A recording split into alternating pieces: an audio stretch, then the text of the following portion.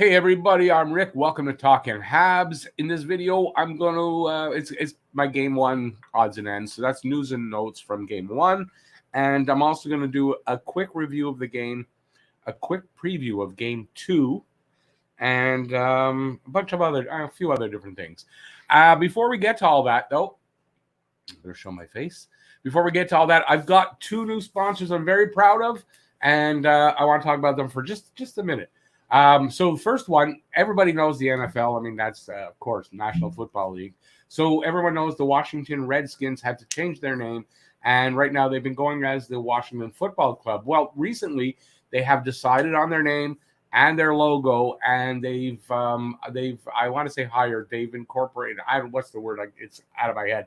They've got a bunch of small YouTubers, sports YouTubers, to announce it and to show you the new name. And they're sponsoring our channels for a short period of time. So I'm going to show you right now what the new name and logo for the Washington football team is. And here it comes. And that's one of two sponsors. And here it is. The Washington Palefaces. Now even whiter. So the Washington Palefaces. Thank you, Washington Palefaces, for sponsoring this channel. I really appreciate that. And now we've got another one for you. And they both came in just today, so I've had to work hard to get these going. So the second one is kind of it's a company that has put an ad up here before, and now they've got it's a new venture for them. So and it's a hygienic product, and I think you'll all be interested in using it. I really do. So the second new sponsor is Butt Reamers. Be the cleanest you can be and go out with confidence with Butt Reamers. So thanks for the two new sponsors. I really appreciate that. It's going to really help the channel a lot. So let's get right into this video now. And listen, before we get more into it, give a thumbs up if you like the video. Leave any comments in the comment section that you may have. And if you're new to the channel and a Habs fan like I am, please subscribe, ring that notifications bell. And that's going to get you your daily fix of Blue, Blanc, Rouge right here Talking Habs. And, let's get into this video. First off, I want to say I'm over the doom and gloom from the loss last night. So Montreal, kind of disappointing game. Their first game in a week, so they hadn't played in a week. Vancouver. Yeah, it was Vancouver. I wish it was Vancouver. We would have done a lot better. And Vegas had, I think, 2 or 3 days off from their second round win over Colorado. So, I mean, I was expecting a little better last night. Obviously, that's not how it happened. It was a 4-1 win for the Golden Knights.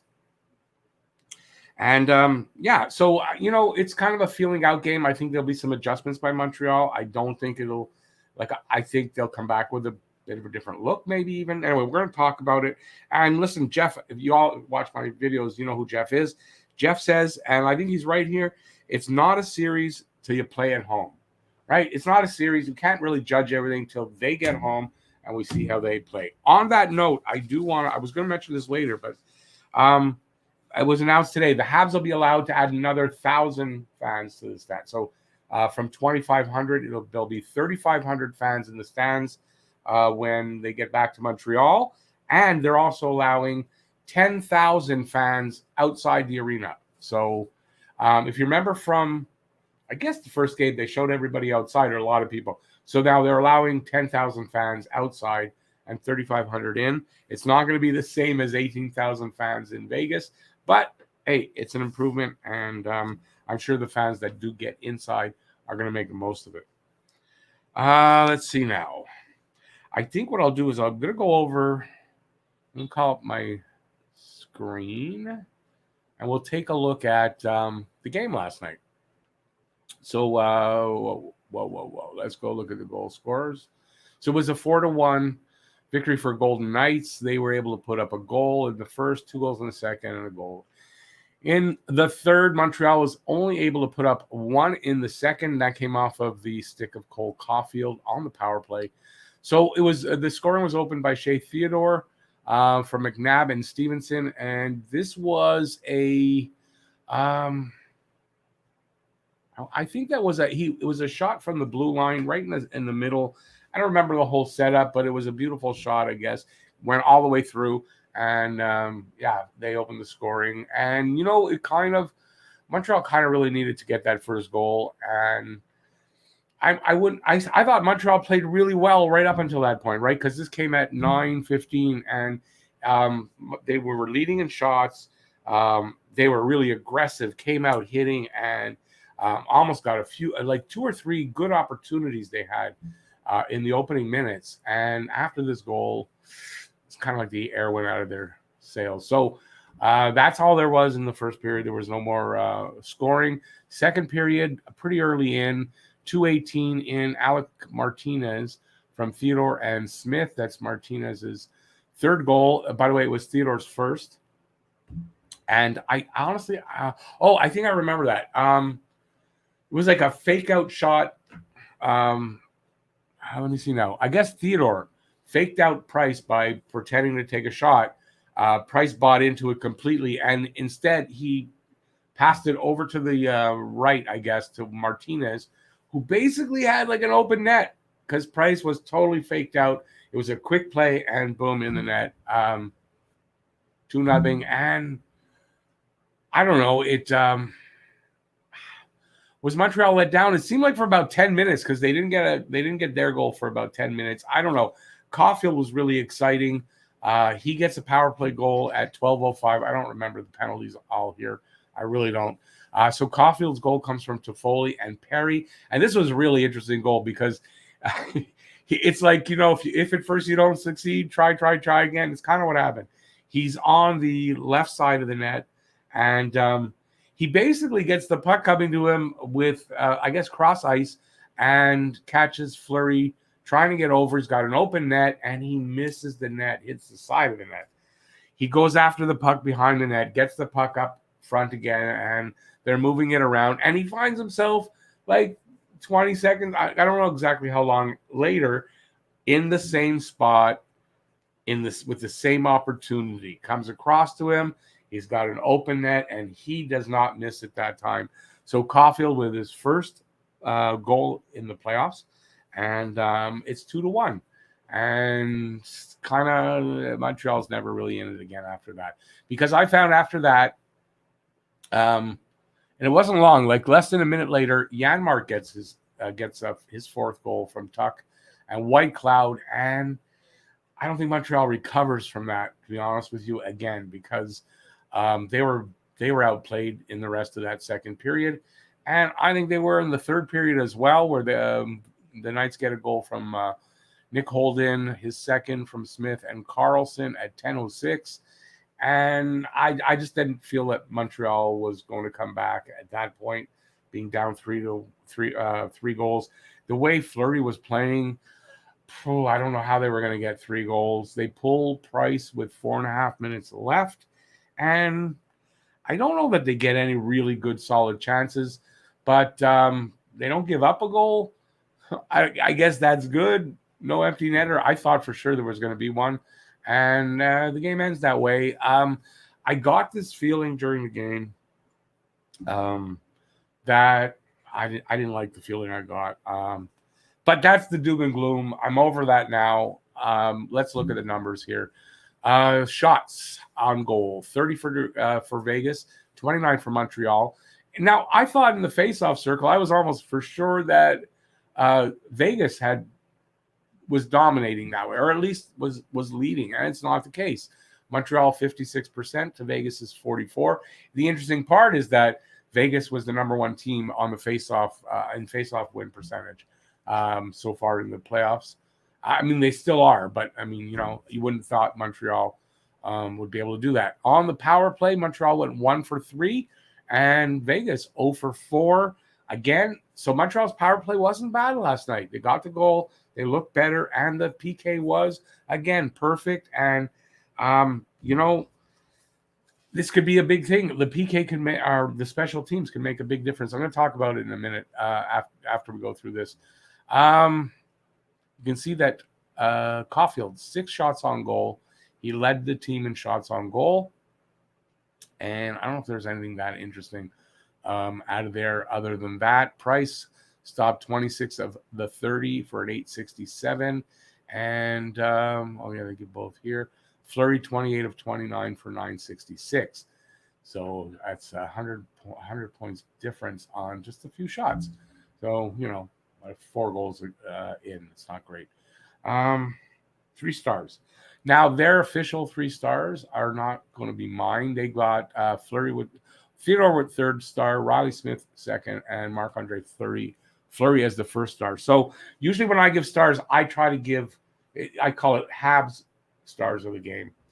So I'm going to do my best here. I actually have something to put up for that. Let's see how that works. Here they are. My 3 stars of the game. Cole Caulfield, 3rd star, 1 goal, 6 shots. I thought Caulfield, for me, I noticed him the most, I think, all night. And always exciting, making things happen. Number 2, Carey Price, because without Carey Price, this game would not have been 4-1, but could have been even 10-1. I don't think it would have been that bad, but 6 or 7-1 easily. Without Carey Price, he was still amazing. Even though he let in 4 goals, he was amazing. And listen, I don't usually give a star to the other player from the other team, but Fleury was fantastic. Don't know what else you can say. I don't know. Fleury's going to be a tough nut to crack for Montreal.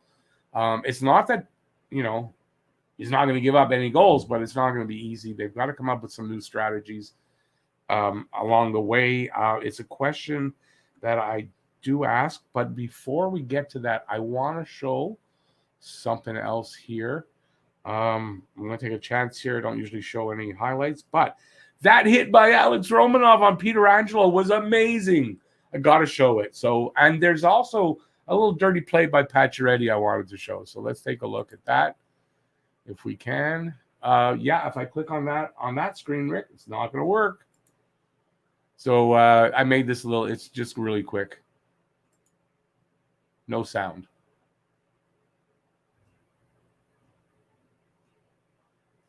Boom. What a beautiful, and that's just so clean. Look at this. He trips him on purpose. That hit by, that was amazing hit by, if you ask me anyway, by Romanov. What I like about it, clean. You see the way he got his arms to his chest, and he just went right into him and hit him square on the chest.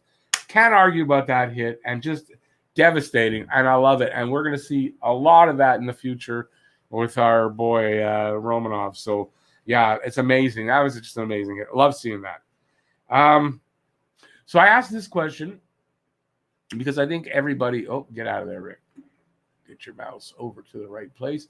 I think everyone's considering how often up into the playoffs or at the end of the season and then early in the playoffs that he switched his lines. I'm talking about Dominic Ducharme. So the question, obviously, are line changes needed or strategy adjustments? And do you think Thomas Tatar slots back in? I don't know the answer to that, but my opinion, I kind of think line changes are needed if Jeff Petrie is ready to go. So obviously on defense, I think probably Kulak's coming out. But it'll be Kulak or Romanov, one of the two, but I think it might be Kulak there. So that's an obvious change that'll have to happen because you're not holding Jeff Petrie out if he's ready to go. That's not happening. And then I'm wondering about Tatar. Fresh legs, definitely that's not a problem. And probably really desperate to get back into the good books and be good graces of the coach or whatever is wrong and back to playing regularly. So I'm wondering if Tatar kind of makes it in. Now, I know Evans is a possibility.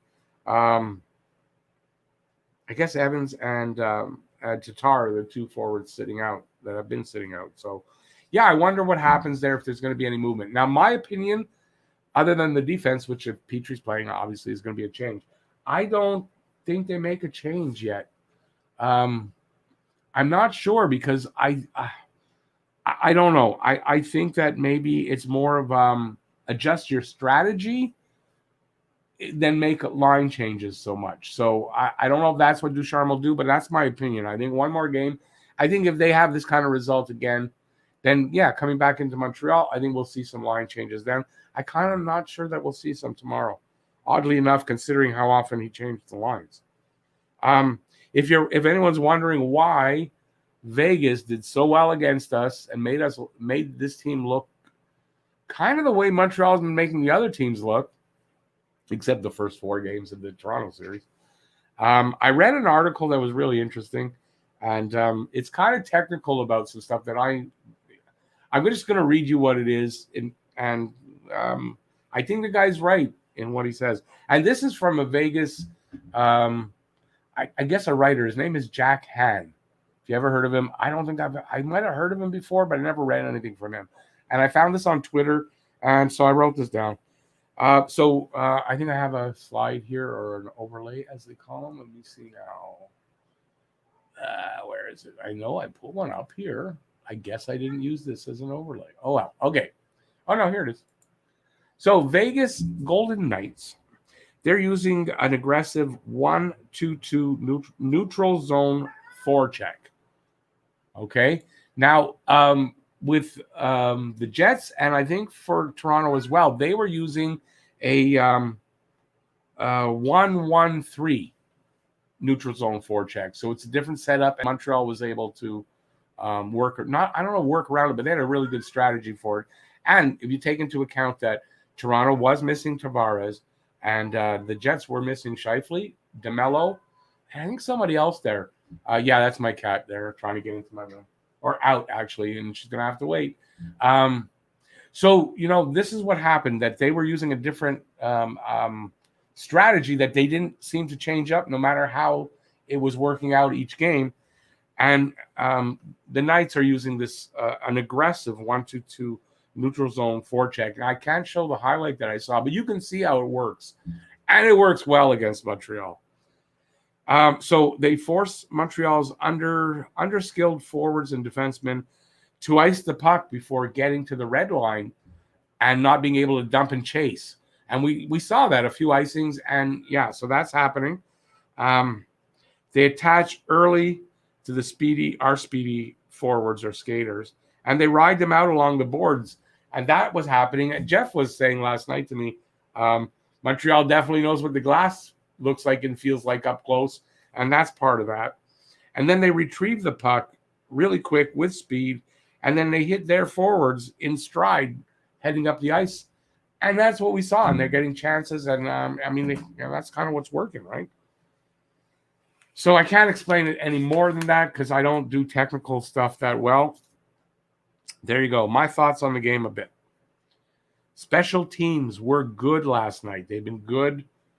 Definitely PK's been good for most of the playoffs, if not all of it, right? I think all of it, because I don't think Toronto scored too much on the power play, even in those first 4 games. So they've been really good, and they were good last night. And Montreal needs to keep that PK especially going. That could make the difference, I think, by the end of the series. That could make a big difference by the end of the series. If the PK can hold the Knights to very few goals on the power play, and if Montreal can pot a few here and there on the power play, I think that could really be a big difference against a team and a goalie who you're not going to get a lot of offense against, or at least it looks that way. Petrie was greatly missed last night. That's definite. And he's our best puck-moving defenseman and our best offensive defenseman overall. And his absence absolutely showed. And the quicker he can get back in and hopefully be as close to 100%. I mean, I know he won't be. He's wearing a special glove. It's the 3-finger gloves. So these 3 are one slot, that one. So it looks kind of weird, but it allows him to hold the stick and everything. And hopefully he's just as close as he can get to being 100%. The Habs were horrible on breaking out of their zone, but not as bad as entering the other zone. They were horrible. I could say worse, and I probably should, on zone entries. They were horrible. I don't know how else to say it. KK had none. No successful zone entries. So it was just a bad night that way. They got to work on that. Weber, something worrisome with Weber. Did you see at the end of the game? He jammed his hand, and I think it's the hand that was injured at the end of the season when he was out for a bunch of games, and he jammed it. He came back, to finish the game, but he was grimacing. I mean, you could tell this hurt, and I hope, because I've heard nothing today, I hope that, that he's okay to go tomorrow, because imagine if Petrie doesn't make it back tomorrow and Weber's out. I mean, that's not going to be good. Let's do a quick next game preview, and I don't know why I left this up here, but we're going to do a preview here with it. I believe this is it. No. Oh, yeah. Well, because I'm pressing on the wrong screen, Rick. Yeah, that's why. All right. So preview. It's going to be quick. Montreal's power play has improved to 20%, and Vegas is down to 12.5. It was at 14.8 or something like that. The penalty kill, Montreal's penalty kill actually went up 1.1% because it was at 90.3 and it's at 91.4. I don't know how that penalty kill can get any better, but man, the numbers are getting better. And Vegas's went down slightly. They were at 71.4. It's at 71% now. Face-off win percentage, Montreal's went up a little bit. They were at 49.4. They're at 49.6. And Vegas, I think, was at 54.9, and that's come down to 54.1, but still first overall in the playoffs, and Montreal's still ninth in the playoffs. Goals per game, goals per game. Goals 4 per game. Something like that. I got it. It's small. I can't read it. 2.42 for Montreal, 12th so far in the playoffs, and 3.14 for Vegas. That's fourth overall in the playoffs. So Montreal's offense is not producing as much as Vegas is, and they're going to be tough to score against Fleury. I mean, it's not going to be easy. I just hope something happens. He has a bad game, a few bad games. Goals against per game, 2.33 for Montreal. That's fourth in the playoffs, and 2.29 for Vegas. That's second. So even there, better numbers, but not by much. By 0.04 of whatever. So there you go. I think Montreal really special teams are going to be super important, and they've got to find a better strategy that's going to allow them to enter the Vegas zone successfully, consistently. That's got to happen. Let's see what's here. Well, Price's numbers went up to 2.15 goals against and a 929 save percentage. So, and Fleury's improved, of course. And what else can we find here? I don't think there's much here left. Just a real quick preview. I think Montreal needs to obviously improve on last night. Where they need to improve on is, like I said, the zone entries, getting the puck out of their zone a little faster, not getting hemmed into their zone at all, so not allowing that sustained pressure by Vegas, and getting into the other zone and getting some sustained pressure. You're going to need some sustained pressure and shots, a few shots, whatever, on Fleury if you're going to score. You can't just get in there, get a shot, get out. That's not going to work. Because at the beginning of the game, they were doing that. They were getting in there, getting their shots, and it wasn't working. Okay, we're almost done. Now it's time for the Guess the Score contest. Guess the Score contest. I'm going to take this off the screen if I can get my mouse, because I'm running longer than I thought. My guess for the Guess the Score contest, if you guess the score of the game and the first goal scorer of the game, doesn't matter which team you pick that goal scorer from, but you need the score and the goal scorer in order to qualify to win a $10 prize directly into your bank account via Interac. This is my guess for tomorrow. You're not going to like me. 3-1 for the Knights. First goal, William Karlsson. Partially, I'm doing this as usually when I do go against Montreal. It's either that I really do feel that the other team will win, or that I'm hoping to jinx it a little bit and it'll turn out wrong, and I'll be wrong, and I'm hoping for that. But I kind of figure it's going to be tough for Montreal to score unless they do something different. I can't predict that. So I'm going to go with that, and there you go. Next, I'm just going to do something quick. It's going to take a minute, and then we're going to be gone. I'll be right back after you check out this quick blooper reel. Hope you enjoy it. Hey, everybody. I'm Rick. Thanks for clicking that. No, fuck. Hey everybody, I'm Rick. Welcome to Talking Habs. So in this video, I'm going to review the game last night between the Montreal Canadiens and the Winnipeg Jets. That was game 2. Yeah. Hey everybody.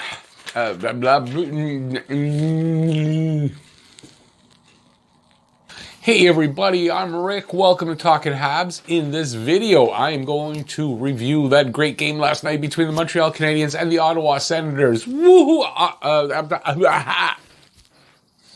That worked. Hey everybody. Hey everybody. In this video, no. Hey everybody. Oh, I screwed myself. Hey everybody. I'm Rick. Thanks for Hey everybody. My name is, I don't even know what my name is. All right. Now we're. Hey everybody. Okay, so today.